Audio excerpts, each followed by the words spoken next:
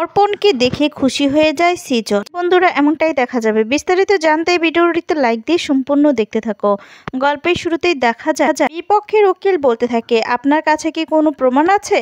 আর তারপরে জজ সাহেবকে পর্ণা বলতে থাকে, আমার কাছে প্রমাণ আছে, আমি প্রমাণ নিয়েই এসেছি। আর তারপরে দেখা যাবে জজ সাহেব বলতে থাকে, আপনি আপনার জায়গায় গিয়ে বসুন। এরপর পর্ণা নিজের জায়গায় গিয়ে বসে।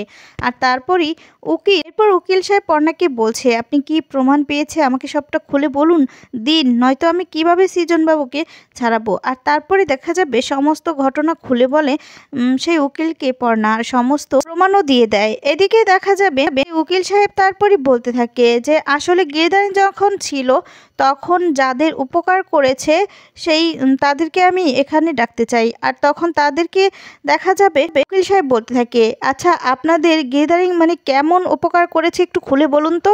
আর তারপরে দেখা যাবে সেই লোকগুলো বলতে থাকে, আসলে জজ সাহেব, গিরিধারী যদি আজকে না থাকতো আমরা তো খেতেই পারতাম না, আমরা তো না খেয়ে মরতাম।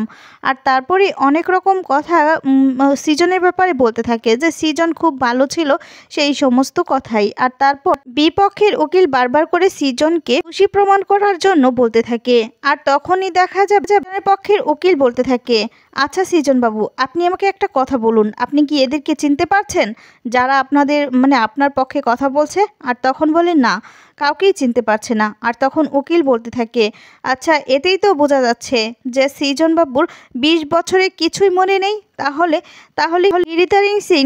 আর বিপক্ষের উকিল আবার বলতে থাকে, এমন তো হতে পারে যে উনি আসলে সবটা জেনে শুনে স্মৃতি হারানোর নাটক করছে। এরপর জজ সাহেব বলতে থাকে, এই বিষয়টা পরীক্ষা করার জন্য আমি একজন ডক্টরকে ডেকেছিলাম, উনি পরীক্ষা করে দেখবেন যে আসলে কি সৃজন দত্ত অসুস্থ ছিলেন, 20 বছরের সমস্ত কিছু ভুলে গিয়েছেন।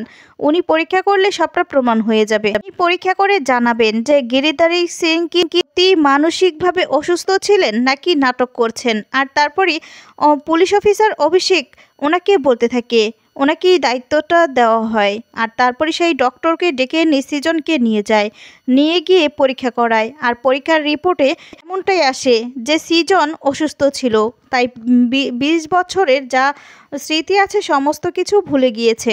ডক্টর বলতে থাকে যে উনি সত্যিই অসুস্থ ছিল, তাই 20টা বছরে কি হয়েছে ওনার কিছুই মনে নেই, উনি এখন নির্দোষ। মাঝখানে ওনার মধ্যে অন্য পসিবিলিটি টেস্ট করেছিল, এটাই হচ্ছে গিরিধারী সিং। গিরিধারী এটা হচ্ছে ওনার একটা চরিত্র, বাস্তবে এর সাথে কোনো মানে সত্যি কোনো মিল নেই, এর সাথে বাস্তবে সৃজন দত্তের কোনো রকম যোগাযোগও নেই। জজ সাহেব বলতে থাকে, বেশ আপনি বসুন। জজ সাহেব রায় দিতে থাকে যে উনি অপরাধী হয়েছিলেন ঠিকই, কিন্তু কোনো অপরাধী ওনার পক্ষে প্রত্যক্ষ দোষী হিসেবে যেহেতু পায়নি, আদালত সৃজন দত্তকে নির্দোষ হিসাবে সংশয়ে মুক্তি দিচ্ছে, যা শুনে সবাই খুব খুশি হয়ে যায়। সৃজন পর্ণাকে গিয়ে জড়িয়ে ধরে। তারপর এদিকে দেখা যাবে অভিষেকও খুব খুশি হয় আর বলতে থাকে, যাক একটু হলেও ওনাদের উপকার করতে পেরেছি। আর তারপরে পুটি সেই অভিষেক রায় চৌধুরীর কাছে চলে আসে, মানে পুলিশ অফিসারের কাছে আসে, এসে তখন হাত দিয়ে বলতে থাকে যে থ্যাংক ইউ। আর তখন বলতে থাকে, আমাকে ধন্যবাদ দিয়ে লাভ নেই, যা করেছেন আপনি আপনার মাই করেছেন। আর তারপরে বলতে থাকে, আপনি যদি হেল্প না করতেন উকিলই পেতাম না বাবাকে নির্দোষ প্রমাণ করার জন্য।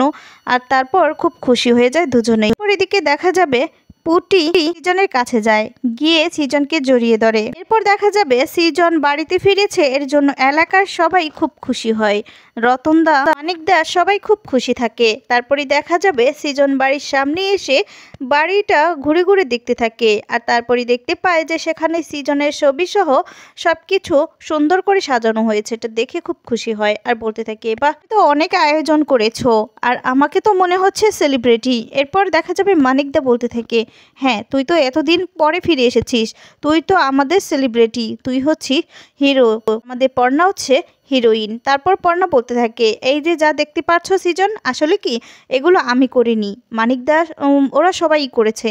আর তারপর বলতে থাকে, তোমরা এত কিছু করেছো আমার জন্য? তখন বলে, বারে এত দিন পরে তুই ফিরে এসেছিস, আগেরবার তো তুই মানে সৃজন হিসেবে আসিসনি, আমাদের কাউকেই তো চিনতে পারিসনি, আর এখন তুই আমাদের সবাইকে চিনতে পারছিস। আর তুই যে ফিরে এসেছিস এতে যে আমরা সবাই খুব খুশি হয়েছি, তার জন্য এতটুকু করতে পারবো না। আর তারপরই সবাই খুব খুশি হয়। এরপর পাড়ার আরেকজন কাকিমা বলতে থাকে, যাক বাবা, আমাদের সৃজন যে ফিরে এসেছে এটাই আমরা খুব খুশি। এরপর সৃজন সবটা ঘুরে ঘুরে দেখতে থাকে আর দরজার কাছে যায়। আরেকজন বলতে থাকে, আচ্ছা সৃজন, তুই কি এভাবে দাঁড়িয়ে থাকবি, এবার যা ভিতরে। আর তারপরে দরজার কাছে গিয়ে সৃজন প্রণাম করতে থাকে। এরপরই দেখা যাবে দরজাটা সৃজনের মা জেঠিমা রুচিরা দরজাটা খুলেই এরপর কৃষ্ণের দিকে তাকিয়ে থাকে আর তাকিয়ে সৃজনকে গিয়ে জড়িয়ে ধরে কাঁদতে থাকে। সৃজনকে বরণ করে নেয়। পরে দেখা যাবে কৃষ্ণা বলতে থাকে, আয় বাবা আয়, ভিতরে আয়। তারপর বুবাই চলে আসে। বুবাই এসে বলতে থাকে, দাঁড়াও কাকাই। সৃজন অবাক হয়ে বুবাইয়ের দিকে তাকিয়ে থাকে আর বলতে থাকে, আমাদের বুবাই না? এরপর পর্ণা মাথা নাড়িয়ে বলে, হ্যাঁ। এরপর দেখা যাবে বুবাই একটা চাদর বিছিয়ে দেয় আর সেখান দিয়েই যেতে বলে সৃজনকে। তারপর সৃজন তো এটা দেখে অবাক হয়ে যায়। আর তারপরে সৃজন বলতে থাকে যে কি করছিস, আর তখন বলে, বারে এতদিন পরে তুমি ফিরে এসেছো, এতটুকু করবো। সৃজন হাসতে থাকে আর তারপর সৃজন পর্ণাকে বলতে থাকে, আজকে আমি শুধু আজকে আমি নতুন জীবন পেয়েছি শুধুমাত্র পর্ণার জন্য, তাই আমি আবার নতুন করে আমার জীবনটা শুরু করতে চাই আর একসাথে পর্ণাকে নিয়ে একসাথে। তারপর কৃষ্ণা এ কথা শুনে খুব খুশি হয়। এরপর দেখা যাবে পর্ণাকে নিয়ে একসাথে হেঁটে হেঁটে আসতে থাকে। আর যখন পর্ণাকে নিয়ে আসে তখন পুটি আর তুহিনা ওরা ফুল নিয়ে এসে তাদের উপরে ছিটিয়ে দেয়। আর তারপরে দেখা যায় ওরা নাচ করতে থাকে, সবাই মিলে সেটা উপভোগ করতে থাকে আর খুব খুশি হয়। তারপর যখন নাচ শেষ হয়ে যায় এরপর দেখা যাবে পুটিকে খুব খুশি হয় দেখে সৃজন, আর পুটি তারপরই প্রণাম করে নেয় আর তুহিনেও প্রণাম করে নেয়। তারপরে দেখা যাবে সৃজন বলতে থাকে, আমাদের পুটি এত বড় হয়ে গেছে। আর তখন পর্ণা বলে, বড় হবে না, মাঝখানে 20টা বছর যে পেরিয়ে গেছে। আর তারপরে পুটিকে জড়িয়ে ধরে সৃজন আসতে থাকে। এরপর তুহিনের দিকে তাকিয়ে থাকে আর বলতে থাকে, আচ্ছা তুমি কে মা, তোমাকে তো চিনতে পারলাম না, আমি কার মেয়ে? আর তখন এদিকে একটু ভয় পেয়ে যায়। তারপরে দেখা যাবে সৃজন অয়ন আর মৌমিতাকে দেখে বলতে থাকে, আরে বড়দা বড়দি, কি ব্যাপার, তোমরা কি এখনো একই রকম আছো? এরপর জেঠিমণি বলতে থাকে, হ্যাঁ সেই কয়লা ধইলে যে ময়লা যায় না, প্রভাবটা ওদের দেখলেই বোঝা যায়। তখন সৃজন বলে, এই বড়দা, ড্যাসটা মতো এখনো চলছে নাকি? অয়ন বলে, আরে সেই ড্যাসটা মোটার মধ্যেই তো বাবার স্মৃতিটাকে ধরে রাখতে পেরেছি, বুঝতে পেরেছি। সৃজন কথাটা শুনে অবাক হয়ে যায় আর বলতে থাকে, মানে জেঠু আর নেই? আর তখন পর্ণা মাথা নাড়িয়ে বলতে থাকে, না, জেঠিমণি আর কৃষ্ণা খুব কষ্ট পায়। তখন বলতে থাকে, ভাবতে পারছি না ফিরে আসার পরে জেঠুকে দেখতে পাবো না। তখন বলে, আরে এতে চাপের কি আছে, এমন জায়গায় বসে আছে না, সেখান থেকে সবটা কন্ট্রোল করছে, বুঝতে পেরেছিস? সুমিতা বলে, যাক সৃজন, তুমি যে এতদিন পরে বাড়িতে ফিরে এসেছো, আমরা না তাই খুব খুশি হয়েছে। এরপর সৃজন বলতে থাকে, সত্যি পর্ণা, তুমি না থাকলে কিছু ফিরে পেয়েও আবার হারিয়ে ফেলতাম। পর্ণা বলে, সৃজন, সে তো আমিও সবকিছু ফিরে পেয়েছি তোমার জন্য। আমার যখন স্মৃতি চলে গিয়েছিল তখন তো তুমিই আমাকে ফিরিয়ে এনেছিলে, তোমাকে যদি ফিরে না পেতাম তাহলে এই জীবনটাই তো আমার অর্থহীন হয়ে যেত। কি পুটি বলতে থাকে, বাবা তুমি হারিয়ে যেতে চাইলেই কি তোমাকে হারিয়ে যেতে দিতাম, তোমাকে ফিরিয়ে আনতাম। এরপর সৃজন খুব খুশি হয়ে যায় আর খুশি হয়ে পুটিকে ধরে হাসতে থাকে। তুহিনার কথা জিজ্ঞেস করলে জেঠিমণি তখন বলতে থাকে, আরে ও তো অর্পণের বউ, তোর বৌমা হয়, ওর নাম তুহিনা, আমাদের অর্পণের বউ। আর তখন বলতে থাকে, অর্পণ? অর্পণটাকে? এরপর দেখা যাবে সৃজনের বাবা বলতে থাকে, অর্পণ হচ্ছে তোর ছেলে। আর তখন বলে, মানে? এরপর বলে, যখন তোর স্মৃতিশক্তি চলে গিয়েছিল তখন তুই কি ভুলে গিয়েছিলি তোর হারিয়ে যাওয়ার পর যে পর্ণার গর্ভে বড় হচ্ছিল হচ্ছে অর্পণ? আর তখন সৃজন এই কথাগুলো মনে করতে থাকে। সৃজন বলে, বাবা তুমি কি বলছো? না তখন বলে, হ্যাঁ, সব থেকে বড় কথা হচ্ছে কি জানিস তো বাবু, তুই তো এই বিয়েটা দিয়েছিস, তোর ছেলেকে তুই বিয়ে দিয়েছিস। আর তখন বলে, আমি বিয়ে দিয়েছি?